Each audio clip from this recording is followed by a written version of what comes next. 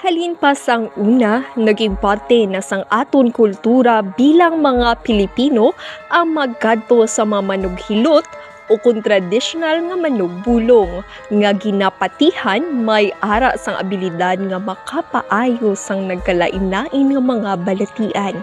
Kapin pa sa mga lugar nga malayo sa pampubliko nga ospital o kun health center kag kinahanglan nga magpabulong.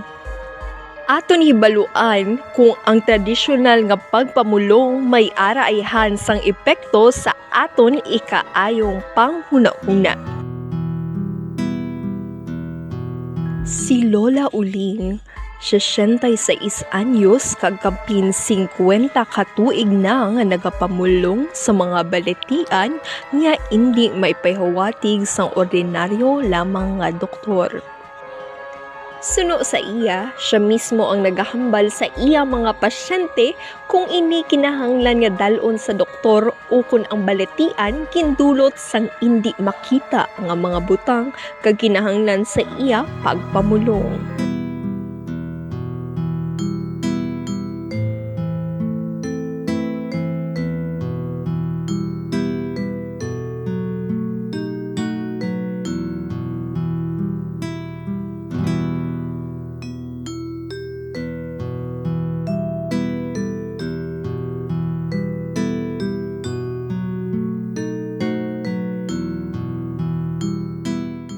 Pirahan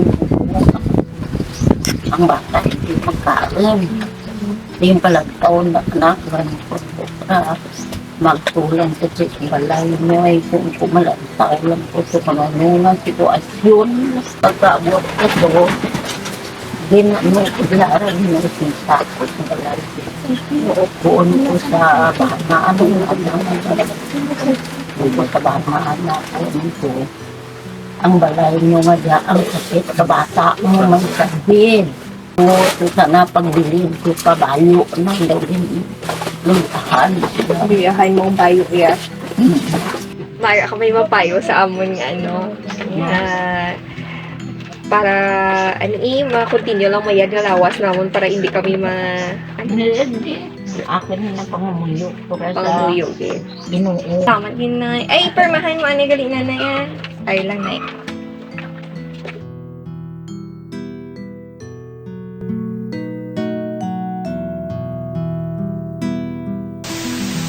Sa party kay Ding Uling, ako ga rupid ako sa iya nga mayo gid siya mamulong kay sa pila ka tuig nga hindi lang sa akon, hindi lang sa pamilya ko, kundi daw halos tagal nga barangay nga ila barangay sa mga neighboring barangay. Dira gid kadalagan sa iya. Sa wala ko ginilot ni Lola Uling, kapala nakikita ng baka ko dito. Tapos, kadagabi, do ginamatsa ko, do ginatrangkaso ko. Tuway ko balong siguro, kasi may kibit ko, yung diri banda. Kung sa magkanto naman sa Ibaras, nagpailot, tuway Lola Uling. So, kanami, isang kumatsagan, kay maghilot sa kahumok, sang kamot niya, kay may ara man ng hilot, lang yung kabugat, sa kamot niya maghilot. Nami, maghilot diri. Tapos ang balanyos yung naging gamit do kanami kay mahugnaw. Tapos pagtapos ito ilot, pag sunod adlaw do nagaganagan akong pamatsyag kay do nagdula ang pananakit sa baga ko dire. Kag matsyag ko do nadula ako niya kibit. So mo to nakatuon ako mayo kay nakatulog na ko temprano kay wala na ko ilana kay namatyagan. Na. So, sa antis ko, dito ni Lauling, nila ito matsyag ko, grabbing stress, pressure, yung tension yun ang matyagan ko kay tungkol sa academics. And, so bali, ang method siya is, ginilot yung dire ko, ang ako nga agtang. Then, ang sa temple ko dire, kag ang ako nga batok. Dira, so samtang ginawa, kilot ako tama, abog na sa iyang liniment yung ginapahid. And, gamat-amat nga ako pumasyagan kag doon nag-function ako liwat kay tungod pagidaan sa rason nga tama kainit ang shampoo lakad padaan so baligin migraine ko so bali do nagmagan pumasyagan ko after ako iloto na.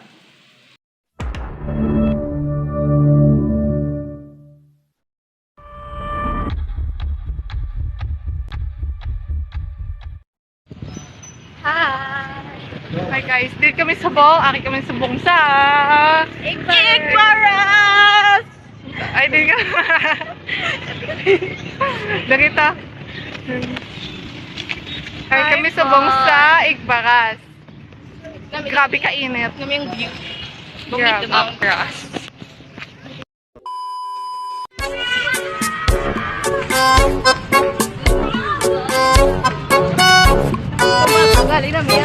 Maulog ko, be? Okay. Do ba do ba do ba do ba do ba do ba do do ba do a do ba do ba do ba do.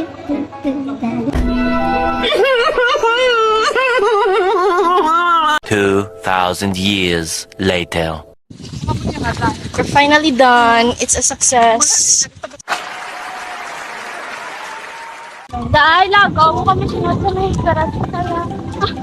Ay, maglaling kami sa tema ng ko. Akot ka. Kamusta ang experience niyo? Ay, yung unang sabat. Kamusta ang experience mo, madam? Okay man na. Sadya. Are! Ulit na kami. Bye-bye.